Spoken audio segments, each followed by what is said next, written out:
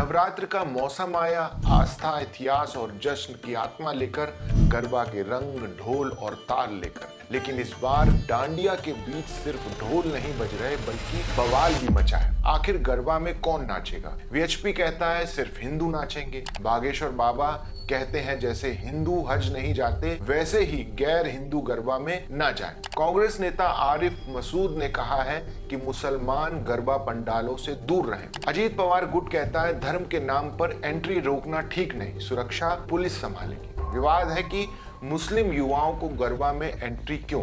कहा गया मुस्लिम युवा गड़बड़ करते हैं, माहौल बिगाड़ते हैं। राजनीति, धर्म और त्योहार सब आपस में उलझ गए।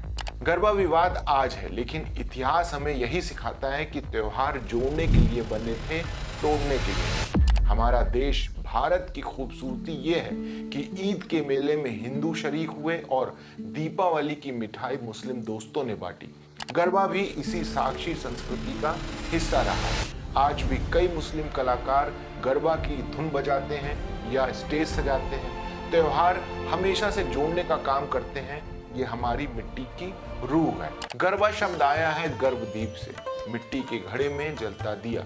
गरबा यानी माँ दुर्गा की आराधना का रंगीन उत्सव। ये सिर्फ नृत्य नहीं बल्कि पूजा है, एक एनर्जी है। समय के साथ ये गांव से निकलकर क्लब्स और स्टेडियम तक पहुंचा, लोकल से ग्लोबल हो गया। गरबा सिर्फ डांस नहीं, हमारी साझी परंपरा का आईना है। अगर उसमें दरारें आएंगी तो त्योहार की रौनक फीकी पड़ जाएगी। लेकिन अब विवाद है तो एक बात जरूरी है, अगर कोई भी इंसान किसी धार्मिक आयोजन में जाए तो नियत साफ होनी चाहिए।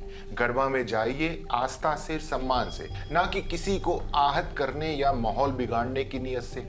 हाँ, ये भी सच है कि कुछ लोग बार बार हरकतें करते हैं, ऐसे में आयोजकों को रोकना पड़ता है। मतलब अगर किसी ने गड़बड़ी की तो उसका खामियाजा उसे ही भुगतना होगा। त्योहार में शांति और अनुशासन न केवल मजा बढ़ाते हैं बल्कि परंपरा को भी बचाते हैं। तो सवाल यह है कि क्या गरबा सिर्फ एक कम्युनिटी का पर्व है या ये वही साझा धरोहर है जहां संगीत, नृत्य और भक्ति सबको एक कर देते हैं। याद रखिए, त्योहार जोड़ने के लिए है, तोड़ने के लिए नहीं। गरबा हमारी संस्कृति, हमारी ऊर्जा, हमारी साझी खुशी।